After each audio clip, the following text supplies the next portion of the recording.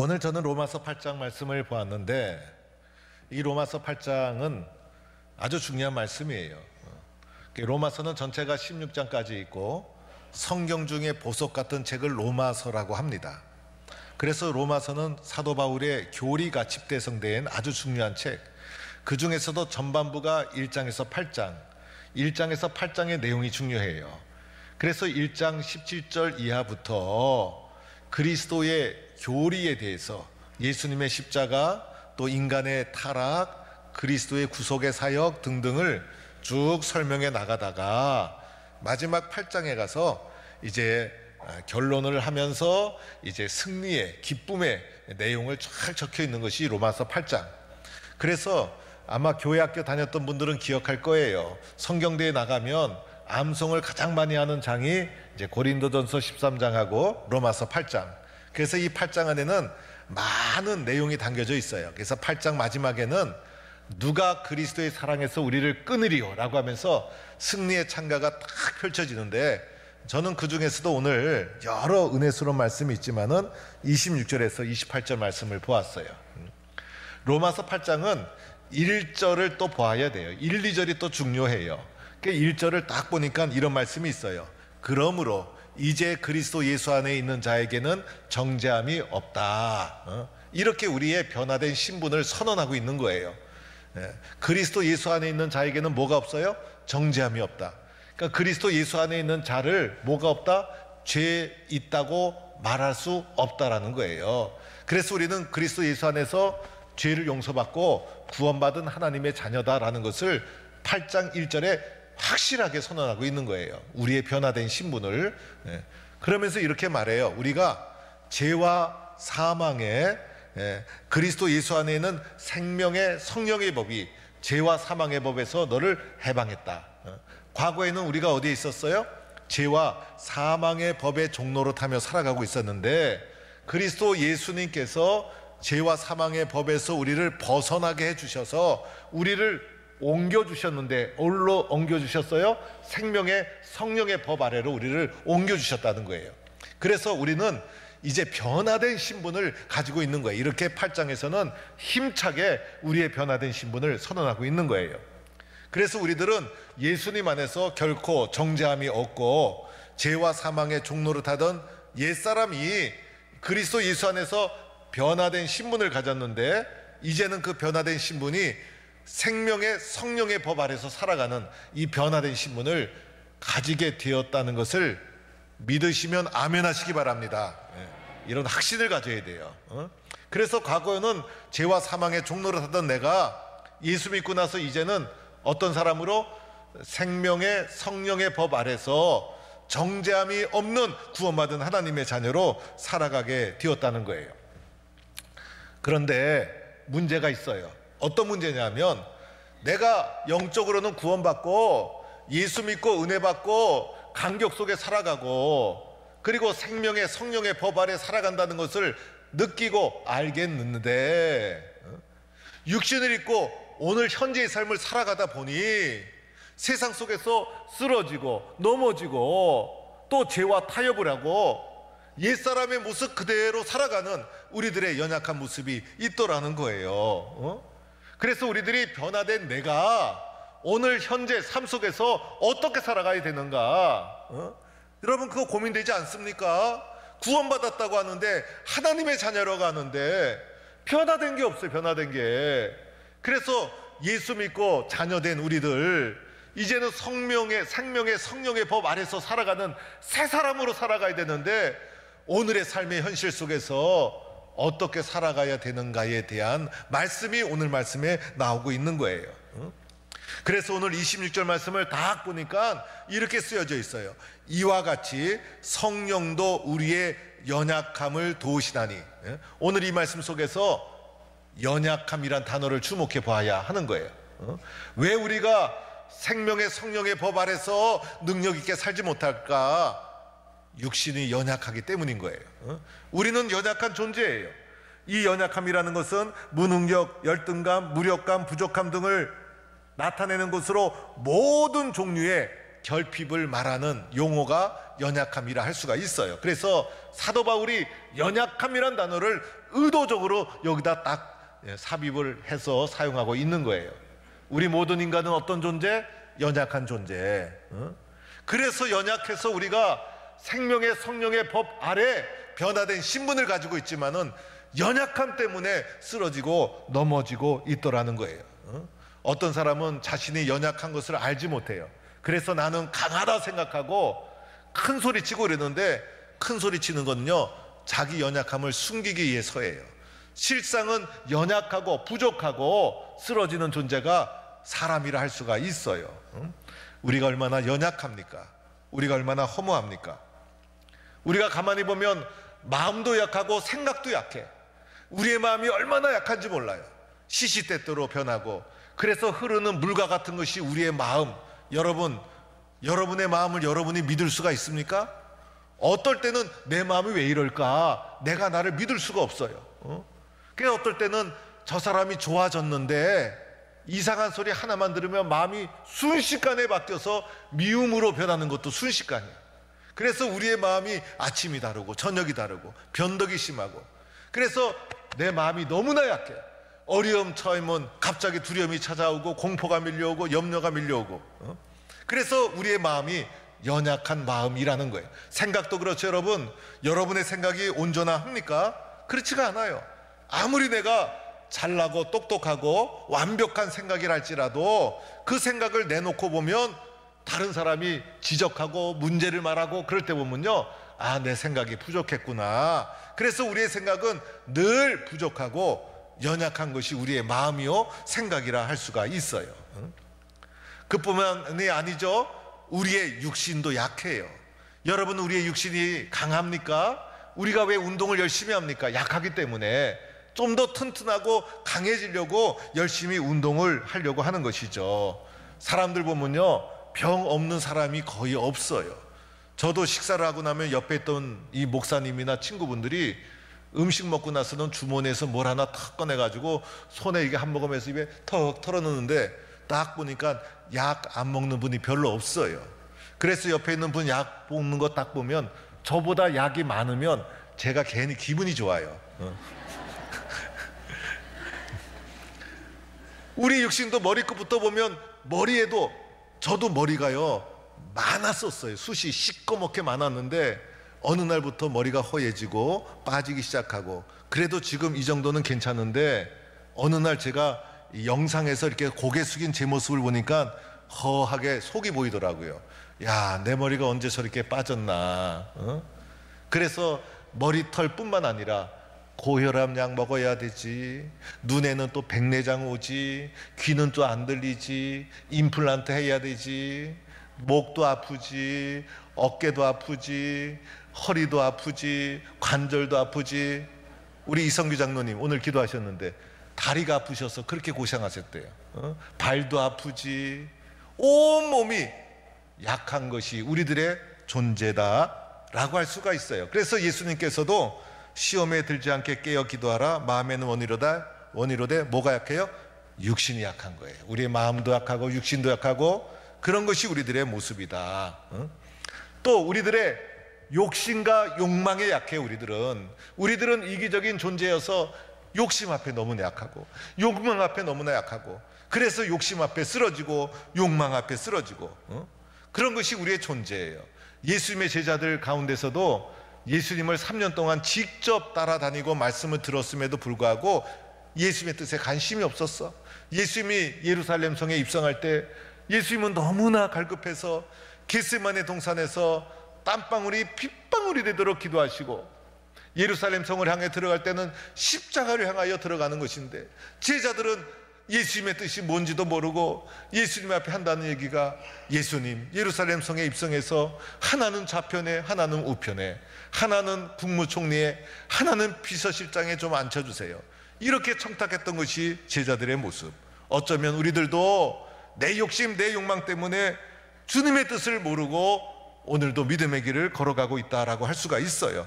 그래서 우리들은 항상 내 욕심 내 욕망이 먼저고 내 욕심과 내 욕망 앞에 약하고 약한 것이 우리들의 모습이다 할 수가 있어요. 또 살다 보면 어려움도 겪고 고난도 겪죠. 이 어려움과 고난이 내가 생각하지 못했던 시련이 밀려왔을 때 그 시련 앞에서 얼마나 약한 것이 우리들의 모습입니까? 그래서 우리들은 내가 할 수 있는 것보다 내가 할 수 없는 것이 더 많은 것이 우리들의 인생이라 할 수가 있는 거예요. 그래서 예수 안에 있는 우리들은요, 오늘 말씀 나오죠. 우리는 어떤 존재? 연약한 존재이다. 이것을 우리는 알고 인정해야 되는 거예요. 그런데 여러분, 연약한 존재라고 걱정할 필요가 없어요. 우리 믿음의 사람들은 그 연약함 때문에 도리어 강해지고, 그 연약함 때문에 도리어 하나님께서 온전하고 완전하게 사용해 주시는 거예요. 왜냐하면 그 연약함 때문에 우리는 무엇을 합니까? 기도하기 때문인 것이죠. 연약함 때문에 하나님께 엎드려 기도하는 거예요. 연약함을 모르는 사람은 기도가 나오지 않아요. 그러나 하나님, 나는 연약한 존재입니다. 내가 생명의 성령의 법 아래 새롭게 변화된 존재인데 내가 육신이 너무 연약해서, 마음이 연약해서 쓰러지고 넘어집니다. 하나님, 나를 도와주세요 라고 기도한다는 거예요. 이 연약함 때문에 기도하게 되고, 기도하는 순간 어떤 일이 일어납니까? 도와주시는 분을 만나게 되는 거예요. 그분이 누구예요? 성령님이시라는 거예요. 그래서 오늘 말씀에 성령도 우리의 연약함을 도와주신다, 이렇게 말씀하고 있는 거예요. 그래서 연약하다고 낙심하지 말고 연약한 가운데서 도리어 주님 앞에 기도하고 부르짖어서 성령의 도우심을 받아서 하나님 앞에 온전하고 능력 있게 쓰임받는 동부의 성도들이 될 수 있기를 축원합니다. 그죠 여러분? 그래서 우리가 이렇게 기도해야 되는데, 기도라는 것이 이렇게 중요한데, 사실은 우리가 어떻게 기도해야 될지도 잘 모르고, 무엇을 기도해야 될지도 잘 모르고, 그리고 왜 기도해야 될지도 잘 모르는 것이 우리들의 모습이에요. 우리들은 믿음의 확신도 부족하고, 또 기도한다고 해서 모든 것이 다 해결되는 것도 아니고, 또 기도한다고 해서 또 상황이 갑자기 바뀌는 것도 아니고, 기도는 열심히 했지만은 상황은 변함이 없이 늘 똑같은 것이고, 그래서 기도해야 되는 것을 우리는 잘 필요를 느끼지 못할 때가 있어요. 그리고 또 기도의 대부분이 보면요, 나의 뜻을 구하는 거예요. 내 생각. 사람이 언제 기도합니까? 자기가 어려워야 기도하는 거예요. 그래서 내가 어렵고 내가 힘들고 내가 고난에 닥쳐야 비로소 기도하게 되는 것이 사람들의 모습이에요. 그래서 내 기도가 주님이 원하시는 기도일까? 이렇게 궁금함도 있고 의문점도 있어요. 그런데 중요한 것은요, 기도하지 않으면 연약함에서 벗어날 수 없는 것이고, 아무 일도 일어나지 않지만 기도하게 되면 어떤 일이 일어날까요? 도와주시는 성령님을 경험하게 된다는 거예요. 성령님 자체가 보혜사, 도와주는 분이라는 뜻이 있어요. 그래서 우리들은 기도하는 순간부터 이 성령님의 도와주심을 경험하게 되고, 우리가 연약하지만은 다시 일어날 수 있는 능력과 힘을 가지게 된다는 거예요. 그래서 하나님께 기도할 때 우리들은 복잡한 생각을 할 필요가 없어요. 기도는 무엇일까요? 기도는 순종이더라는 거예요. 제가 가만히 보니까 기도는 순종이에요. 기도를 다 알고 하는 것이 아니에요. 인생도 다 알고 사는 것이 아니잖아요. 기도는 뭐예요? 기도는 순종이더라는 거예요. 그리고 기도하는 순간부터 성령께서 나를 도와주시는 거예요. 기도하는 순간부터 나를 도와주셔서 기도의 결과도 모르고, 기도의 동기도 모르고, 기도의 규모도 모르고, 기도의 뜻도 잘 모르지만은 기도하는 그 순간부터 성령께서 도와주셔서 연약하고 부족한 기도임에도 불구하고 하나님의 뜻대로 기도할 수 있도록 성령께서 나를 도와주시고 있다는 거예요. 그래서 기도는요, 순종해서 실천하는 것에서부터 시작이 되는 것이고, 그때 성령께서 우리를 도와주셔서 연약하고 부족하지만은 하나님의 자녀로 살아갈 수 있도록 도와주시고 은혜를 입혀 주신다는 거예요. 그래서 우리 성도들은요, 늘 깨어 기도하는 자가 되어야 하는 거예요. 기도의 자리를 늘 찾아야 되는 거예요. 생활 속에서도 늘 기도하고, 생활 속에서도 하나님 하고 부르는 순간 힘이 나고 위로가 되는 거예요. 그리고 찬송도 부르고, 또 교회에서도 기도 시간을 늘 기억해야 되는 거예요.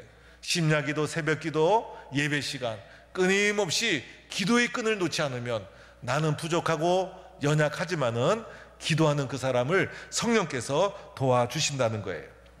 하나님은 어떤 분일까? 하나님은요, 우리의 마음을 다 아시는 분이에요. 그래서 오늘 본문 말씀에도 마음을 살피시는 이, 이렇게 나오잖아요. 하나님은 우리의 마음을 다 살피셔요. 하나님은 우리의 마음을 다 들여다보고 있어요. 하나님 앞에 아무것도 숨길 수가 없어요. 그래서 하나님은 우리의 마음을 다 아시는 분, 이 하나님께서 성령님을 통해서 우리의 마음을 다 보듬어 주시는 거예요. 그래서 기도할 때 하나님은 성령님을 통해서 우리의 마음을 보듬어 주시고, 우리의 마음이 하나님의 뜻대로 구할 수 있도록 성령께서 말할 수 없는 탄식, 안타까운 마음을 가지고 우리를 도와주시고 있다는 거예요. 그래서 우리들로 하여금 기도의 시작은 부족했지만은 기도에 순종해서 실천하는 순간부터 하나님의 뜻대로 구할 수 있도록 도와주시고 힘을 주시고, 그래서 우리들이 생명의 성령의 법 아래서 은혜의 삶을 살아갈 수 있도록 도와주시는 분이 바로 성령님이시고, 우리는 기도할 때 이런 은혜를 잊게 된다는 거예요. 제가 말씀을 준비하면서 우리 딸에게 물어봤어요. 너는 살면서 누군가가 조금 도와줬으면 하는 그런 마음이 들어올 때가 없었냐 물어봤어요. 그래서 좀 더 구체적인 뭔가 좀 스토리가 있지 않을까라고 해서 물어봤어요. 그랬더니 한다는 얘기가 수없이 많았다는 거예요. 뭘 젊은 애가 수없이 많았는지 수없이 많았다는 거예요. 그런데 가만히 보면 우리들도 마찬가지잖아요. 순간순간 매일매일 수없이 누군가가 도와주면 좀 더 잘할 수 있을 텐데, 누군가가 도와주면 이 어려운 환경을 뚫고 나갈 수 있을 텐데, 누군가가 도와주면 더 훌륭하게 하나님의 사람으로 살아갈 수 있을 터인데, 여러분, 그때 여러분을 도와주기 위해서 기다리고 계신 분이 있죠? 누구십니까? 바로 성령님. 우리는 어떻게 해야 되죠? 기도해야 된다는 거예요. 그래서 기도하는 순간부터 성령님께서 말할 수 없는 탄식으로 우리를 위해서 기도해 주시고 우리를 도와주시고, 그래서 연약한 존재지만은 하나님의 사람으로 살아갈 수 있도록 성령께서 도와주신다는 거예요. 믿으시면 아멘 하시기 바랍니다. 이 가사를 설교 준비하다가 이 찬양 한번 불러보고 또 이 가사를 쭉 살펴봤어요. 늘 잘하는 찬양이지만은 나의 등 뒤에서 나를 도우시는 분, 예수님은 앞장서서 우리가 가는 길을 이끌어 주시기도 하지만은 등 뒤에서 나를 밀어줘요. 이 등 뒤에서 밀어주는 게 얼마나 큰 힘이 되는지 몰라요. 일어나라, 앞으로 나가라, 주저앉지 말아라. 예수님께서 등 뒤에서 막 밀어주고 있는 거예요. 나의 인생길에서 지치고 고나여, 살다 보면 지치고 고나고 쓰러질 때가 있죠. 가사가 이렇게 나와요. 매일처럼 주저앉고 싶을 때, 매일매일 주저앉고 싶어. 매일매일 순간순간이 어려워. 매일매일 순간순간이 얼마나 힘든지 몰라. 그때마다 등 뒤에서 다시 앞으로 나가라 라고 하면서 밀어주시는 분이 누구? 예수님이라는 거예요. 2절에도 이렇게 가사가 나와요. 나의 등 뒤에서 나를 도우시는 주, 평안히 길을 갈 땐 보이지 않아도, 평안할 땐 주님이 잘 보이지 않아. 근데 문제는 지치고 고나여 넘어질 때, 지치고 고뇌서 넘어지고 쓰러질 때, 그 자리에서 하나님 앞에 기도하는 거예요. 주님 도와주세요. 쓰러졌을 때, 그럴 때 나를 손잡아 주시는 주님의 손, 다가와 손 내미시네. 주님이 내 손잡아 일으켜 세워주시는 거예요. 일어나라, 함께 가자, 도와주시는 거예요. 3절에도 이렇게 나와요. 나의 등 뒤에서 나를 도우시는 주, 때때로 뒤돌아보면, 왜 뒤돌아볼까요? 불안해서, 그리고 힘들어서, 혹시 주님 내 곁에 없는 것 아닐까? 그래서 뒤돌아보니 주님이 계세요, 안 계세요? 여전히 계신 주, 잔잔한 미소로 나를 바라보시며 나를 재촉하시네. 일어나 걸으라, 내가 새 힘을 주리니 일어나 걸으라, 내 너를 도우리. 일어나서 힘차게 걸어가는 성도가 될 수 있기를 축원합니다. 하나님은 구원받은 우리들이 쓰러져 있는 걸 원하지 않아요. 하나님은 구원받은 우리들이 생명의 성령의 법 아래서 살아가는 새 사람인데, 세상에서 쓰러지고 연약하고 넘어지고 원하지 않는 거예요. 우리가 힘있게 능력있게 살아가기를 원하고 있는 거예요. 그래서 주님이 뭘 하라고? 기도하라는 거예요. 그러면 누가 도와주세요? 성령이 도와주신다는 거예요. 그래서 기도하면 문제가 다 풀리기 시작하는 거예요. 전도도 기도해서 시작하는 거예요. 전도도 기도하지 않으면 길이 막히는 거예요. 그러나 기도하다 보면 전도해야 될 사랑하는 영혼이 보이고, 기도하다 보면 방법도 열리고, 기도하다 보면 자신감도 생기고, 기도하다 보면 그 영혼이 너무 안타까워서 그 영혼을 위해서 눈물을 흘리게 되고, 기도하다 보면요 그 사람과 관계도 좋아지고, 기도하다 보면 그 사람을 만날 수 있는 계기를 성령이 인도해 주시고, 모든 것이 기도에서 시작이 되는 거예요. 기도하면 누가 도와주세요? 성령님이 도와주시는 거예요. 이 성령님이 도와주셔서 마침내 어디까지 나갑니까? 하나님의 자녀들이 합력하여 선을 이루기까지 하는 거예요. 여기서 말하는 선은 예수 그리스도를 말하는 거예요. 내가 좋은 것 그거 말하는 거 아니에요. 선이라는 것은 예수 그리스도 한 분뿐이에요. 그래서 기도하여 성령의 도우심으로 하나님의 자녀로 살아가는 우리들 한 사람 한 사람의 마음이 합쳐져 가지고 무엇을 이루어요? 선을 이룬다는 것은 주님의 뜻을 이 땅에 드러나게 된다는 거예요. 복음을 전하고 예수님을 자랑하고 예수님을 증거하고, 우리들의 삶의 초점은 누구예요? 바로 예수님이에요. 우리가 같이 교회를 섬기면서도요, 내가 드러나면 부끄러워, 내가 드러나면 오래가지 않아. 저도 교회를 섬기면서 나 같은 사람이 쓰임받아서 교회가 잘 되고 성도들이 행복하고 하나님께 영광이 되면 그게 제 삶의 목적이에요. 제가 총회를 섬기면서도 총회 장인회 하면 그날로 끝나는 거예요. 저 같은 사람을 사용해 주시니 감사합니다. 부족하고 연약합니다. 그래서 기도하지 않을 수가 없고 기도하는 성도들이 필요한 거예요. 그러면 성령님께서 도와주시는 거예요. 나 같은 사람을 사용해서, 나 같은 사람이 불쏘시개가 되어서 우리 교단이 살고 한국교회가 살면 그것으로 되는 거예요. 드러나는 것은 누구예요? 하나님이 드러나고 예수님이 드러나면 되는 거예요. 그래서 우리들은 하나님의 사람으로 세상에 선한 영향력을 끼치는 믿음의 용사가 되어야 하는 거예요. 오늘도 우리는 연약하다고 낙심할 필요가 없어요. 그리고 힘들고 어렵다고 포기할 필요도 없어요. 우리가 기도할 때 누가 도와주십니까? 성령님께서 도와주시는 거예요. 성령님께서 도와주시면 이루지 못할 일이 하나도 없는 거예요. 그리하여 하나님의 용사로 서로가 마음을 합치고 합력해서 이 땅 위에 무엇을 이루어요? 하나님의 선한 영향력을 끼쳐 나가는, 예수 그리스도만이 드러나고 빛나게 하는 하나님의 사람으로 쓰여지는 거예요. 오늘도 이러한 믿음의 길을 담대히 걸어가는 용사가 되기를 간절히 축원합니다.